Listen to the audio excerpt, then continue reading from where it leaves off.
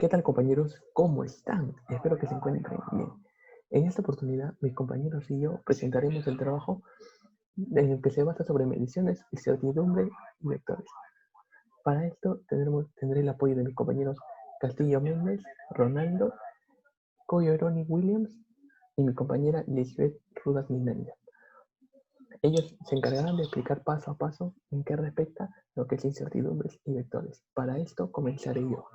Bueno, el concepto de cifras significativas es muy confuso en el análisis de incertidumbres, ya que hay varios conceptos en lo que es el área de matemáticas y física.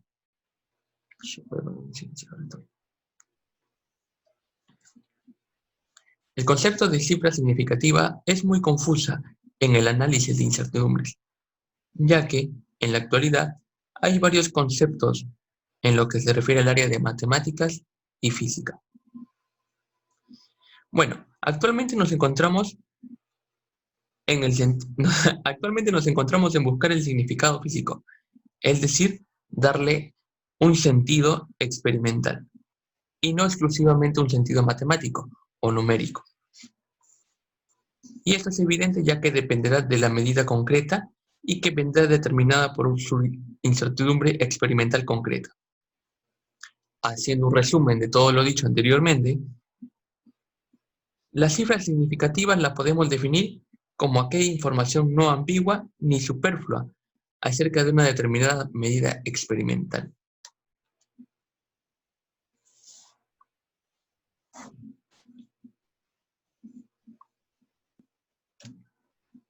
Normas para cifras significativas.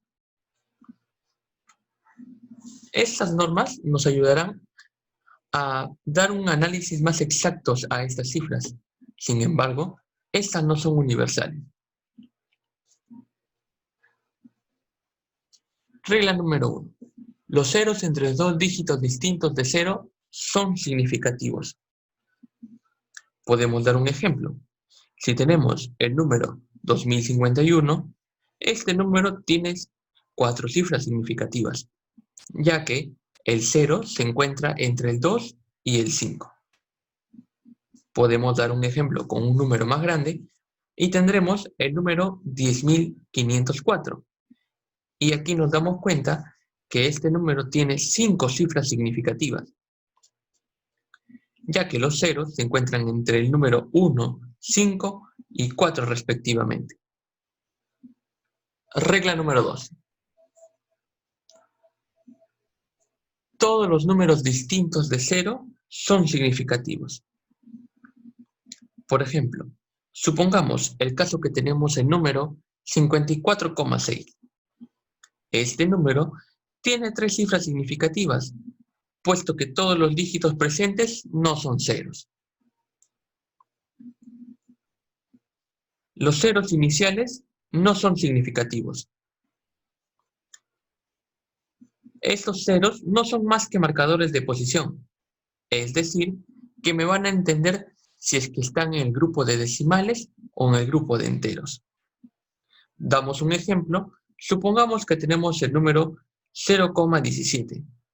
Este solo tiene 2 cifras significativas, puesto que el 0 que está a su derecha no es un número que se cuente.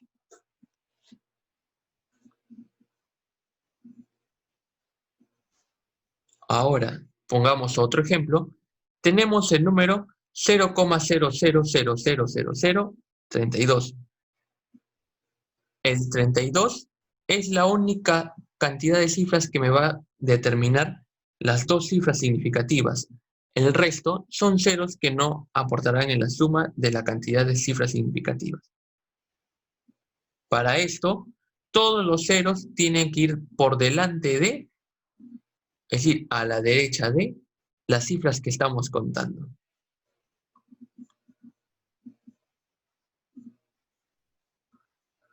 Los ceros finales a la derecha del decimal son significativas. Por ejemplo, tenemos el número 92,00. Aquí nos damos cuenta que 92,00 es diferente de 92. Demos un ejemplo. Un científico que mide 92,00 mililitros conoce su valor al 1 de 100 mililitros más cercanos. Mientras tanto, su colega, que midió 92 mililitros exactos, solo conoce su valor al 1 mililitro más cercano. Es importante entender que 0 no significa nada. 0 denota información real, como cualquier otro número. No puede etiquetar en ceros que no es seguro que pertenezcan ahí.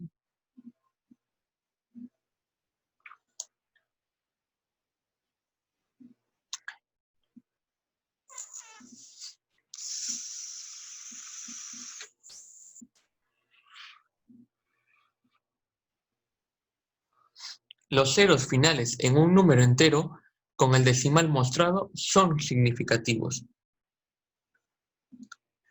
Por lo general, no se coloca un decimal al final de un número, ya que, por convención, este decimal indica un cero significativo. Por ejemplo, tenemos 540,0, indica que el 0 al final es significativo.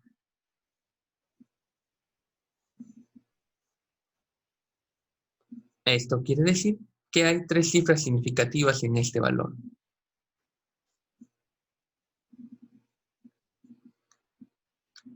Los ceros al final de un número entero sin decimales no son significativos. Escribir solo 540 indica que el 0 no es significativo y solo hay 2 cifras significativas en este valor. Esto lo podemos ver anteriormente en el ejemplo dado de 540,0, ya que contamos solo las cifras 5, 4 y el 0 que se encuentra después de la coma.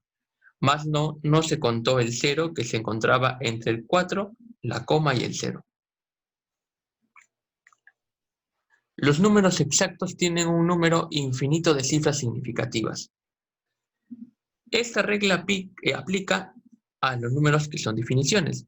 Por ejemplo, un metro es igual a 1,00 metros, es igual a 1,0000 metros, igual a 1,000000 metros, coma, etc, etc, etc. Por ejemplo, redondee 2000,3 a 4 cifras significativas. 2000,3 tiene 5 cifras significativas. Los ceros están entre los dígitos 1 y 3, distintos de 0, por lo que según la regla mencionada anteriormente son significativos. Necesitamos eliminar los 3 finales. Y como 3 es menor que 5, dejamos solo el último 0. Entonces nos quedaría 2000. Es nuestra respuesta de 4 cifras significativas.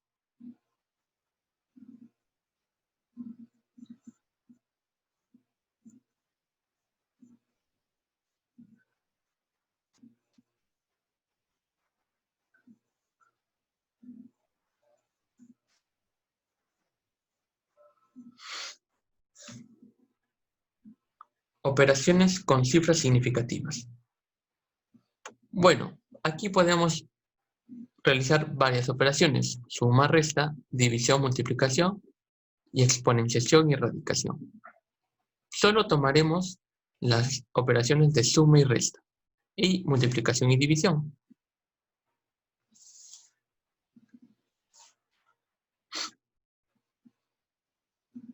Para las operaciones de suma y resta tenemos que seguir los siguientes pasos: sumar o restar los números que se presenten. Por ejemplo, tenemos el número 1,586 más 2,31 igual a 3,896. Operamos y lo que tendremos que hacer es redondear el resultado al mismo número de decimales que el valor menos preciso. Esto quiere decir que tendremos que redondear a la cantidad de cifras de menor cifras significativas. Por ejemplo, tenemos 3,896 Esta la tendremos que redondear a 3 cifras significativas, que sería 3,90.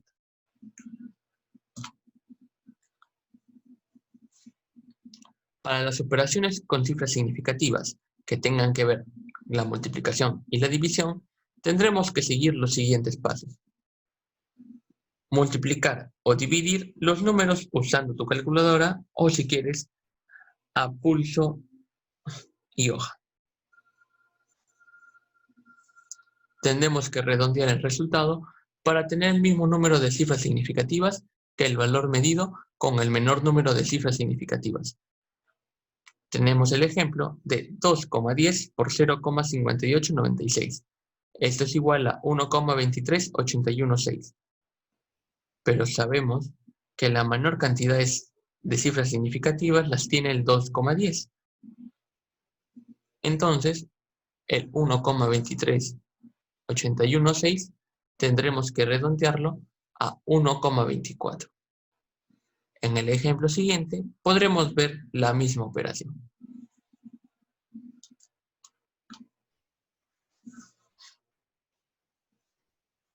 Error absoluto. Una manera muy sencilla de estimar el error cometido es calculando el error absoluto, que es la diferencia entre el valor medido o calculado y el valor verdadero. Si el error absoluto calculado según la expresión anterior es positivo, indica que el valor obtenido tiene un error por exceso. El valor de la medida es superior al valor verdadero. El error solo se expresa con una cifra significativa, salvo que sea 1. Entonces está permitido la expresión con 2 cifras significativas. Podemos utilizar para la resolución de problemas la siguiente ecuación mostrada. Si se ha realizado una sola medida o debido a la imprecisión del aparato de medida, todas las medidas dan el mismo resultado, se nota como error de precisión del aparato de medida. Tenemos la siguiente serie de problemas. Redondee los siguientes números a 4 dígitos significativos y escribe el resultado en forma exponencial. Aquí veremos uno de los casos de redondeo de cifras significativas que no hemos tomado en cuenta anteriormente. Tenemos 102,53070, 656,980, 0,00854310, 0,000257870 y menos 0,0357202. El problema nos pide que se redondee a 4 dígitos significativos. De lo que tenemos 100,25370, lo redondearemos a 102,5, ya que esta tendrá 4 dígitos significativos. Para escribir esto en forma exponencial, la respuesta sería 1,025 por 10 a la 2. Seguimos. Así podremos hacer con cada caso y ahí podemos presentar cada ejemplo. Un ejemplo particular es el último caso. Los dígitos significativos en menos 0,0357202 son de 0 y en adelante. Entonces, redondeando el número a 4 dígitos significativos, obtenemos menos 0,03572. Para escribir esto en forma exponencial, la respuesta sería menos 3,572 por 10 a la menos 6. Buenos días, mi nombre es Lisbeth Ninanja y les voy a explicar acerca de la definición de los vectores. ¿Bien? ¿Qué son los vectores? Un vector es todo segmento de recta dirigida en el espacio. Las partes de un vector son las siguientes: magnitud, dirección y sentido.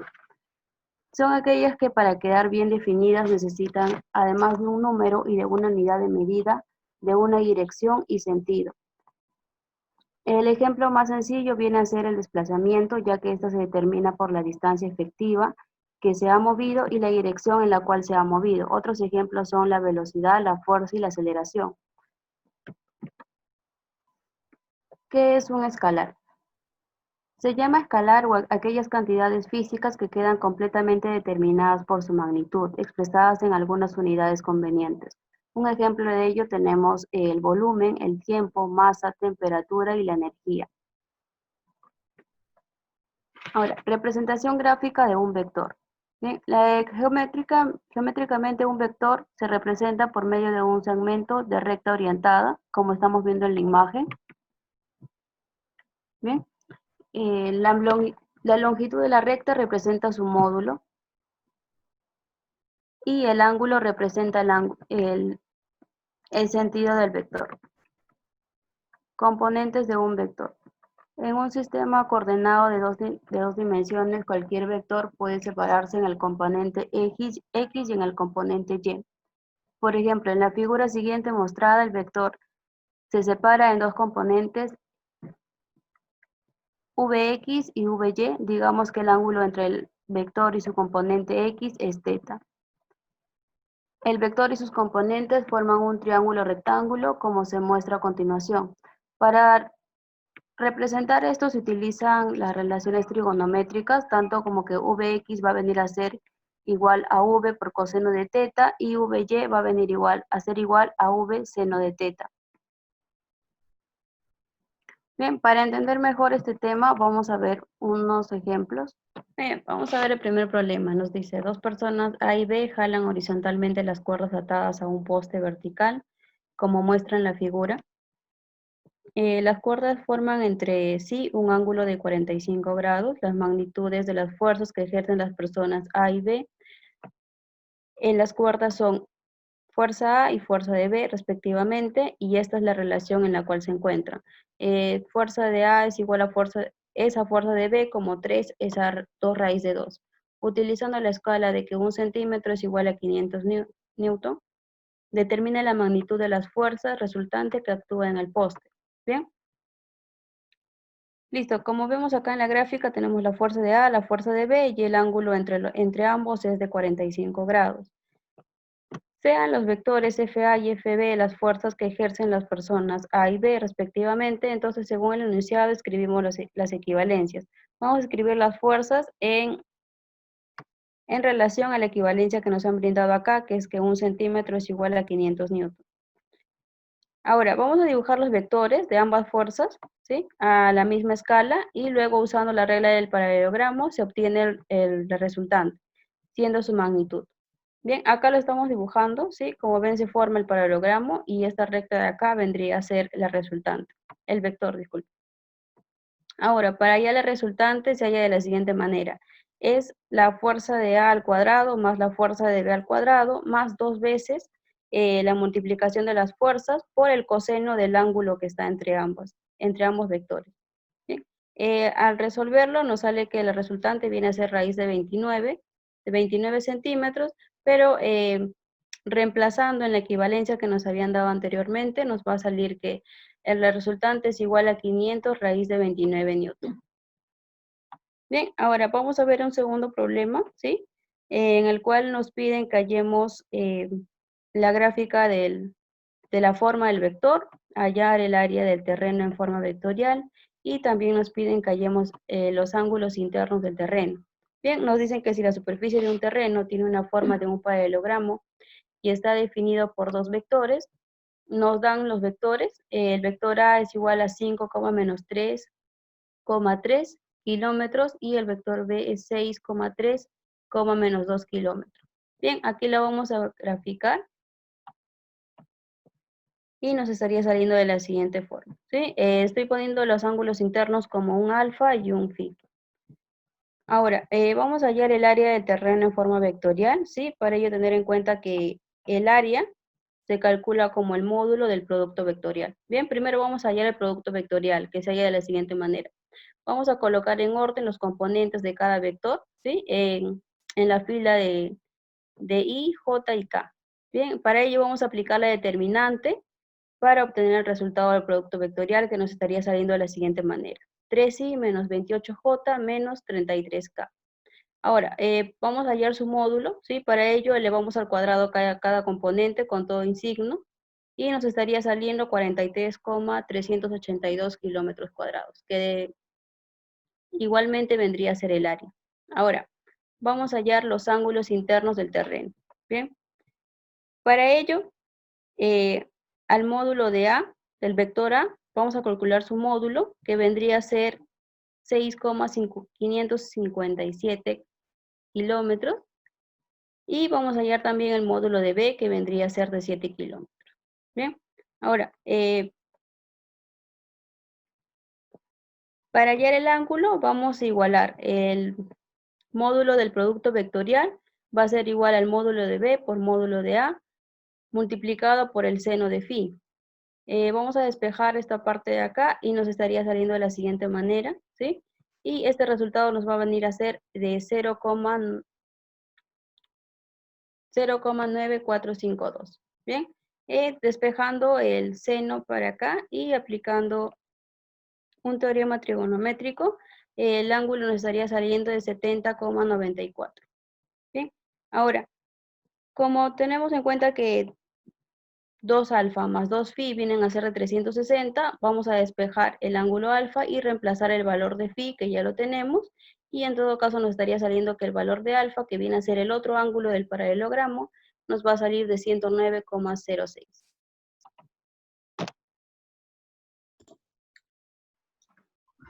Ya, buenas.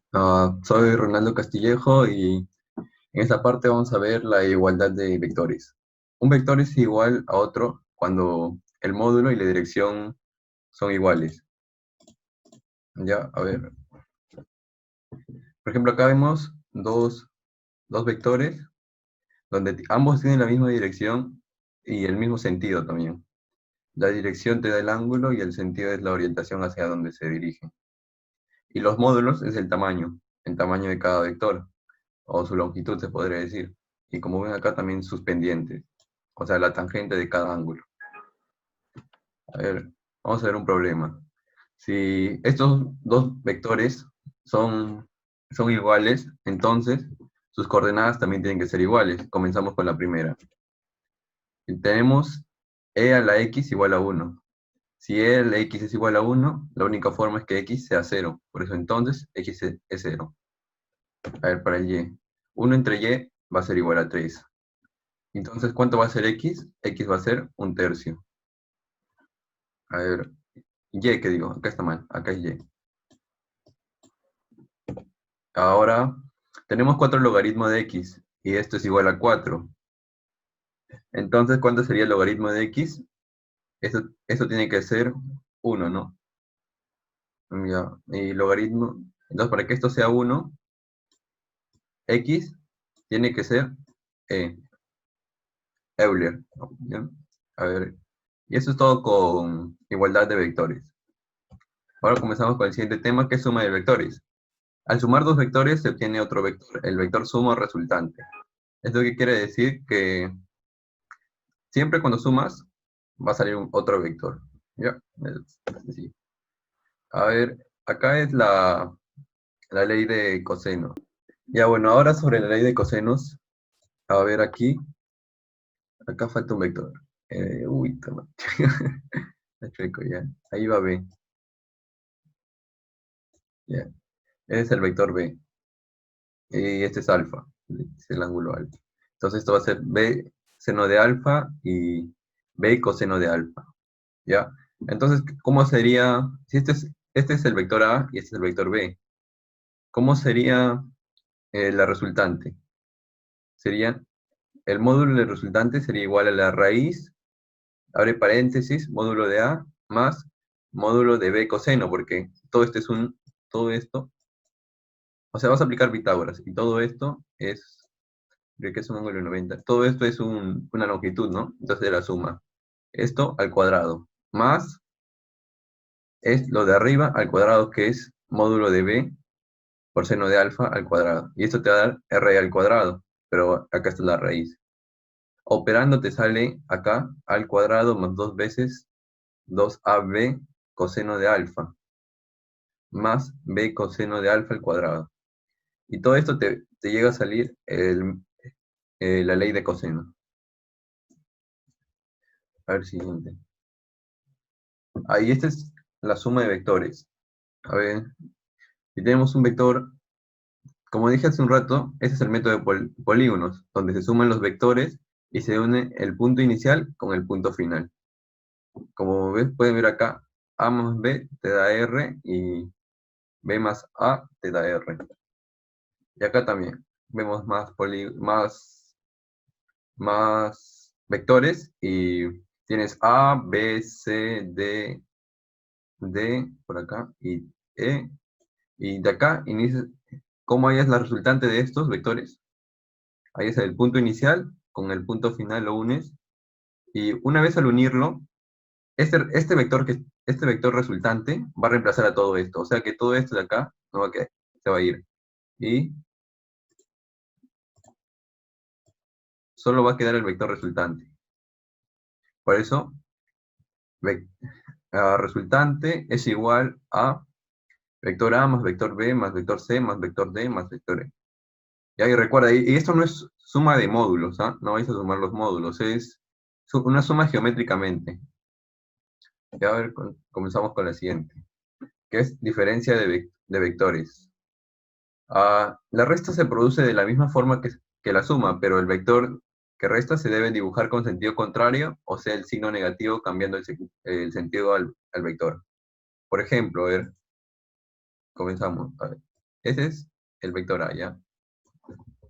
Este va a ser el vector A. Si este es A, el vector con sentido contrario y de misma magnitud va a ser menos A. ¿Ya? Eso es lo principal, ¿ya? Ahora vamos a ver lo siguiente.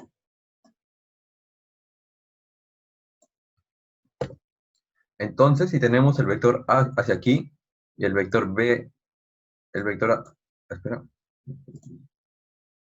Si tenemos el vector A por aquí y el vector B por acá, entonces podemos trasladarlo. A, que está aquí, se traslada por aquí. Y B, que está aquí, se traslada por aquí. Pero tú también puedes sacar el menos B, que está en sentido contrario y de la misma magnitud. Y la resultante, ¿qué te va a dar? A menos B. Y así puedes hallar una diferencia de vectores, hallando el negativo del vector que quieres restar. Que no se te olvide que tiene un sentido contrario y de la misma magnitud. Ya, bueno, ahora seguimos. Un ejemplo.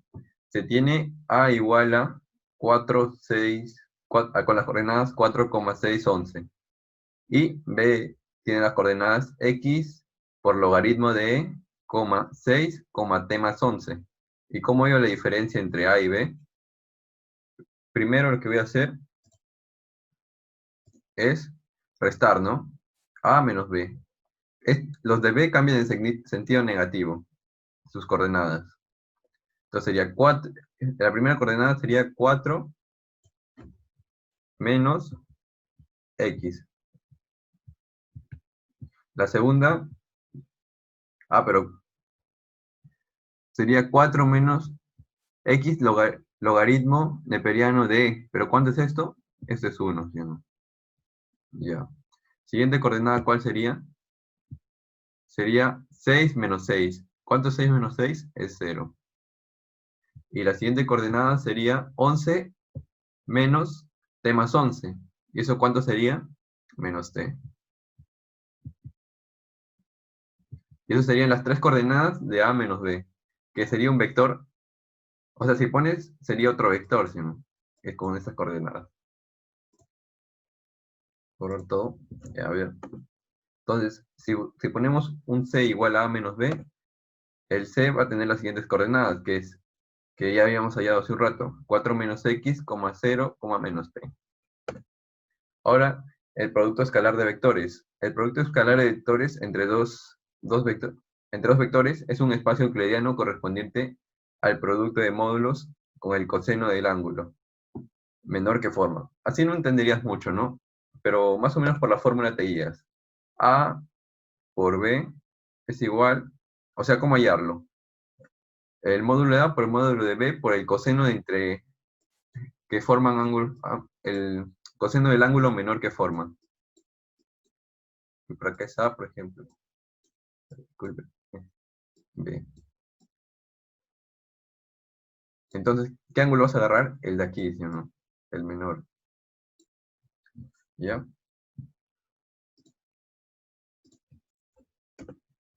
Ya, y aquí hay algunas propiedades.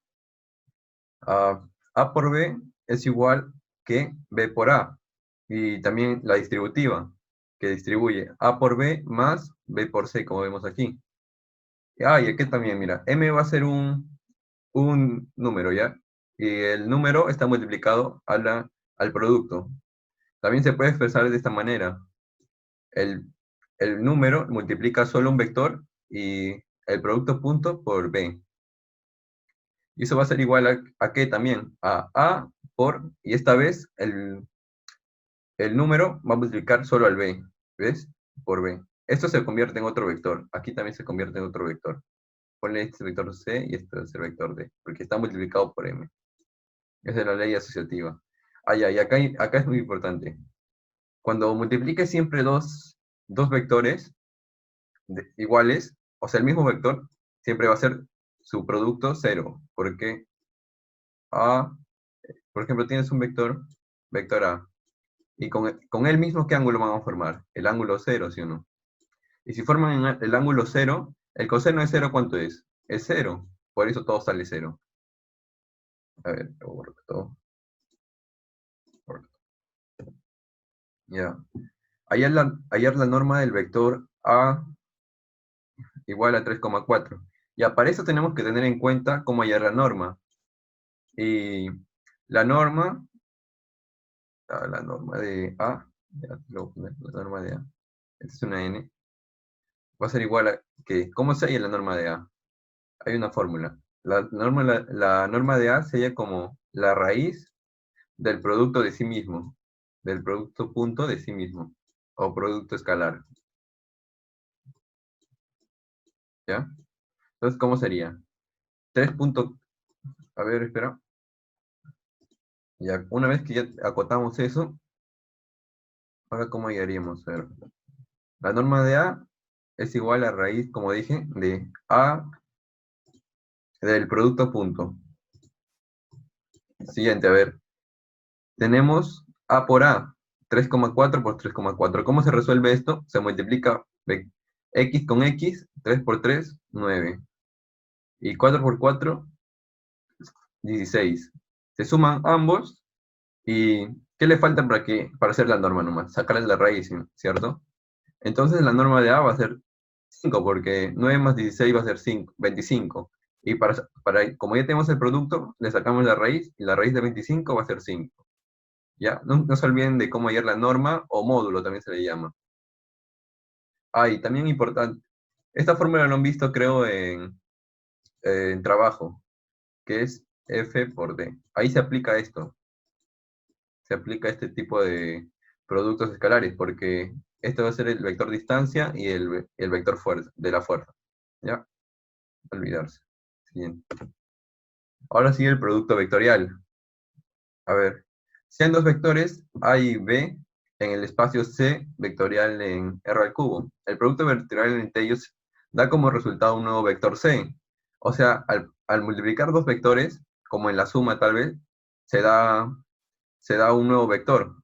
Pero en el anterior, por ejemplo, cuando multiplicábamos dos vectores, no salía un vector, sino salía un número real.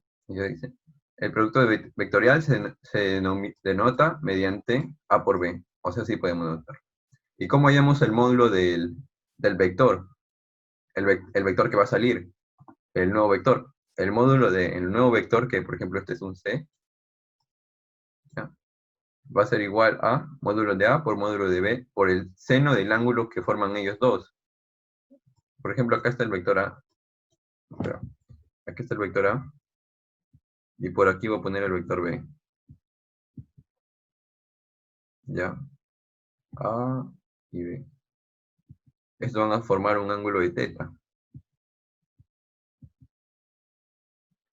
¿Ya? Y A por B, ¿cómo sería? Tú sigues de A hacia B. Es la mano de la regla derecha. Y el vector sería hacia abajo. A por B. B por A y A por B. Ajá, hacia abajo. Y si fuera B por A, el vector tendría sentido hacia arriba. Ya recuerden, esto va a ser el vector C. Y por eso ya tienes la dirección del vector C que es perpendicular a ambos. Recordar que siempre es perpendicular a ambos. Y ya, pues puedes hallar el módulo con esta fórmula. Que el módulo de A por el módulo de B por el seno de teta. Y recordar que también con esta fórmula también puedes hallar el método, el área de un paralelogramo. Que el paralelogramo que forman aquí. Con esto aplicas A módulo de A por módulo de B por el seno de teta, o sea, el tamaño de esto por el tamaño de esto por el seno de teta, y te va a dar el área del paralelogramo. Ahora vamos a ver algunas de sus propiedades. A por B va a ser el negativo de B por A. Acá importa el orden. Ese es anticonmutatividad. El vector de acá, el C, o sea, el vector que sale de aquí, puede ser hacia arriba o hacia abajo, ¿ya? Si es hacia arriba, el vector que multiplicas al revés va a tener el sentido contrario, o sea, va a ser hacia abajo. Ambos perpendiculares a los dos vectores que estás multiplicando. ¿Ya? Ahora el segundo, cancelación de ortogonalidad. Ya, mira, ¿qué pasaba si multiplicabas? ¿Qué pasaba si multiplicabas? Salía un vector C, ¿sí o no? Acá salía un vector C. Y C era perpendicular a A y B, ¿ya? Pero ¿qué pasa si este vector C con el vector A son perpendiculares y es un producto escalar, como lo vimos anteriormente? Es, es módulo de A por módulo de C, se podría decir porque es producto de estos, y por el coseno del ángulo que forman, pero el coseno de 90 es 0. Por eso la cancelación por ortogonalidad se llama así, porque sale 0. A ver, y ahora la regla de expulsión. Ya, aquí es más o menos como lo ven, ¿ya? Se saca el B y es un producto entre los siguientes. Menos el C por el producto de A por B. Ya, esta fórmula. Ya está. A ver, identidad de Jacob. Es aquí. Ya tienes esto, es... ya, la multiplicación, si tienes tres vectores, tienes esta forma, te va a dar 0. Ya, eso es fórmula, ¿no? Y ahí esto lo vimos en acá, ¿no? Si tienes el módulo del producto, A por B, por el seno de que forman ambos ángulos. Y el vector unitario, a ver. Esto va a ser C, esto va a ser C, ¿no? Entonces, como ahí es el módulo de C, el C entre su módulo. Y ya tienes esta forma del vector que sale. Y ahora esto importante. Si multiplicas el vector unitario X por el vector unitario X, como son el mismo vector, el ángulo que forman es 0. Y por eso este es 0. Ya. A ver. Y X por Y va a ser igual a menos Y por X. Y esto va a ser igual a Z. Importante también. Y Y por Z va a ser igual a menos Z por Y igual a X. Y Z por X va a ser igual a menos X por Z. Y esto va a ser igual a Y. No olvidarse. Y ahí eso es todo con la parte de integrales. Gracias por haber escuchado y hasta un próximo video.